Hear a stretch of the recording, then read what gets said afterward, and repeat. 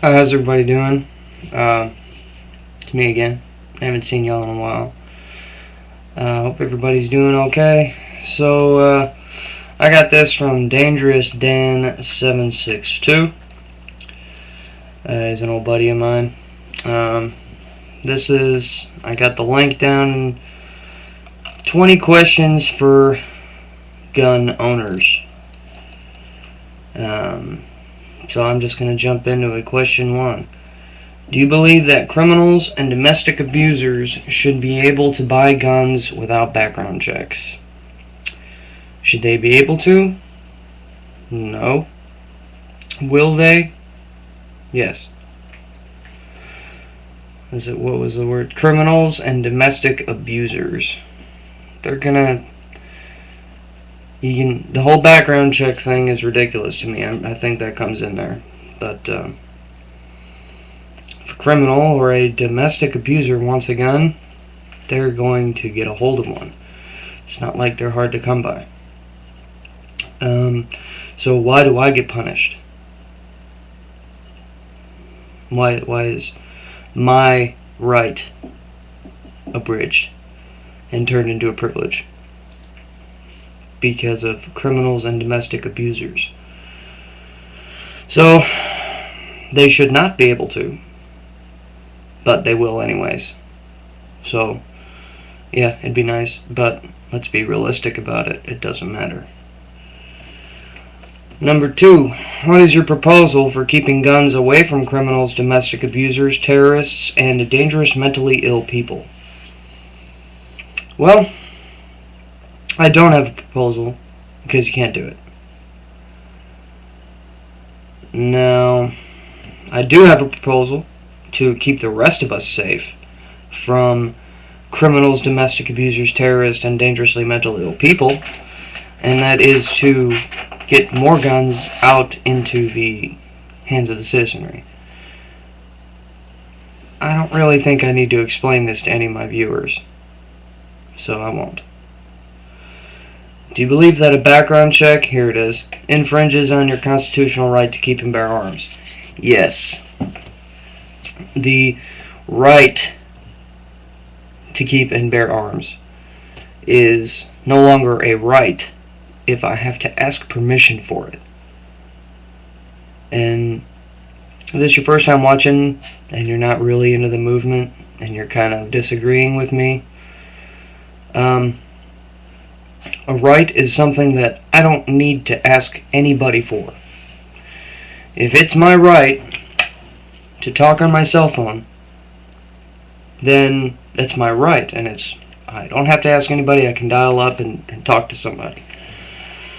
But with the background check, if I need to ask somebody's permission to talk on my cell phone, it's no longer a right. It's a privilege that can be granted or taken away at any point in time. There it is. Yes, it infringes on my constitutional right to keep and bear arms. Number 4. Do you believe that I and people with whom I work intend to ban your guns? I'm guessing that's the author. I'm not sure who they are, but yes, I'm sure somebody is. I don't need to explain myself there, especially to people who've been watching my videos since I started. That was 3 years ago now. Golly. Alright, number 5. If yes to number 4, how do you think that could happen? I mean the physical action. Well, nobody's dumb enough to go door to door. And if you look at how these people have been operating since the beginning of everything, you know, these socialist people who actually run the country, you know, the big families and all that garbage, they are not going to just up and throw troops on the streets because they won't stand a chance. What they're going to do is exactly what they say they're going to do. They're completely open about it. What was it, Obama's 10 points to change the Second Amendment or something that was in his blue book when he was running for president? it was, increase 500% tax on ammunition. Well, it actually brings up a good point. I was speaking with an FFL holder recently, and as recent as about a month ago, and he said that the ATF, very openly and very nonchalantly, like they don't care, are going to they're going to not renew 50% of FFL licenses in Texas. Well, that's a redundant FFL license. Anyways, by the end of the year, 50% of FFL holders in Texas will no longer be so. And I looked at him, I'm like, what? Why? Why? And he goes, to lighten their workload. You gotta be kidding me. The ATF. We're not renewing. See, that's how they're going to do it. That's how they're going to get the guns out of us. By taxing it, by slow elimination. It's exactly how they work every other time. Exactly how they work with international treaty too. So that's not going to be a physical action. Maybe in the end of it, but... Number 6. What do you think are the Second Amendment remedies that the Tea Party GOP candidate for Senate in Nevada has proposed? I'm not sure. Let's go to number 7. Do you believe in the notion that if you don't like what someone is doing or saying, Second Amendment remedies should be applied? I guess I should have listened to Dan's.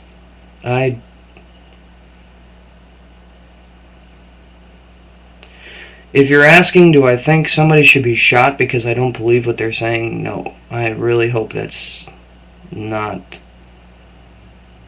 what you're talking about here. Number 8.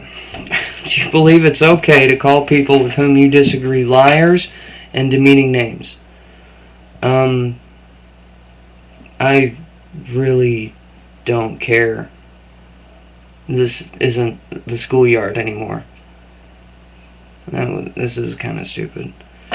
Number 9. If yes to number 8, would you do it in public place to the person's face? Well, if you're going to have the balls enough to say something stupid, you might as well do it to their face. Number 10. Do you believe that any gun law will take away your constitutional rights? No. You can pass anything. But my God, my Creator, and my forefathers, my family,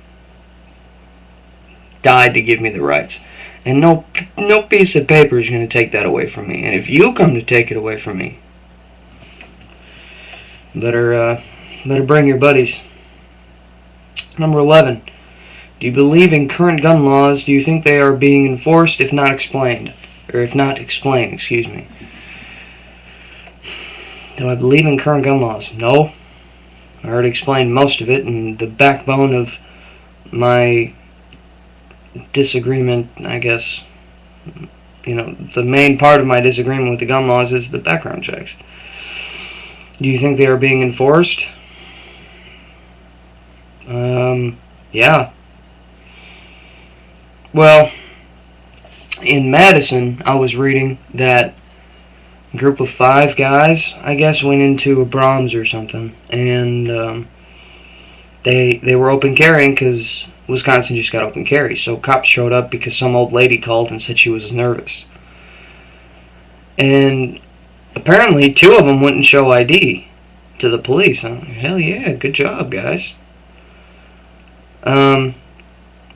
And they got hit with disorderly conduct. So our gun rights aren't being enforced, gun laws aren't being enforced. The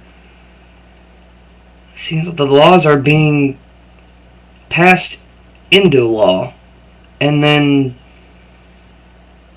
do you know what I'm saying? They're being passed into law, and then they're violating the law that they just passed. That is interesting. Number 12. Do you believe that all law-abiding citizens are careful with their guns and would never shoot anybody. First part, law-abiding citizens careful with their guns. I've been around guns since I was a kid. Not once have I ever seen an accident. Never have I seen, here's an unloaded gun, and then I check the breech and there's a bullet. I've never seen stupid stuff like that. Of all the people I know and have known and spent time with around guns, never ever seen any kind of gross misuse of the firearms. And the second part, and would never shoot anybody.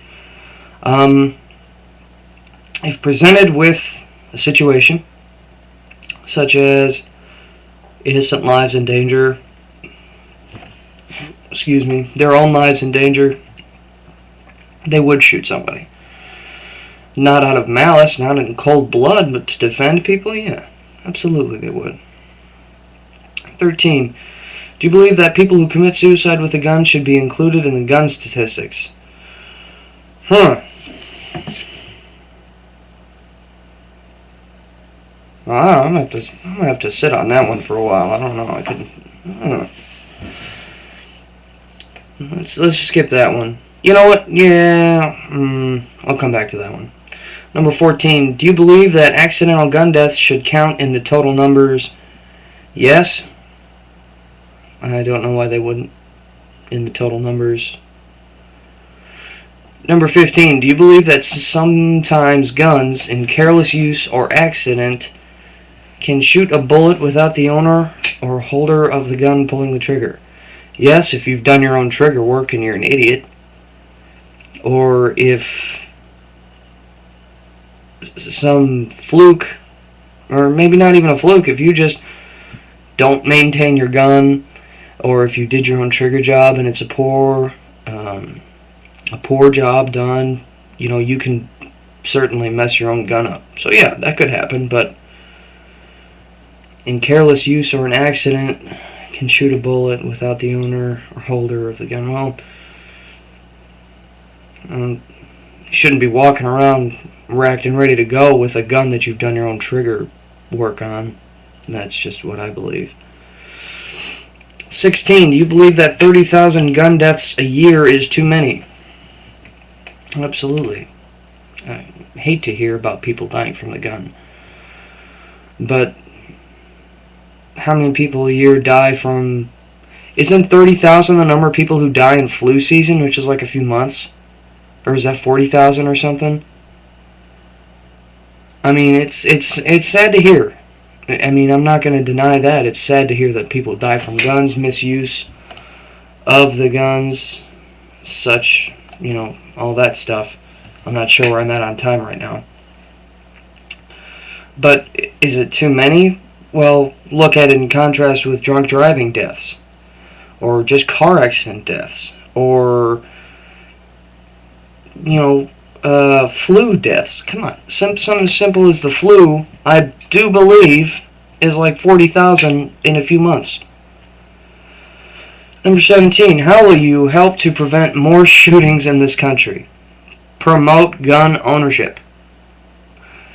Nobody's going to come into my house with the intent to do something bad, or nobody's going to go around looking for trouble with their gun if everybody has one too. And if they decide to pull theirs, they're going to have a few, if not a lot, pointed back at them.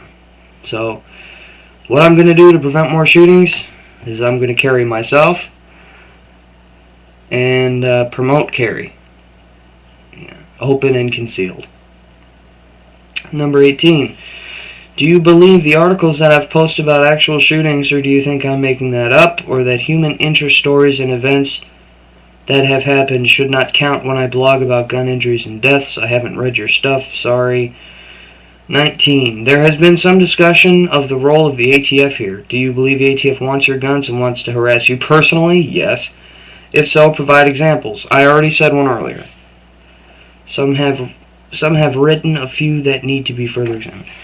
I was talking about getting my gunsmithing FFL, and I was speaking with a person who had one, and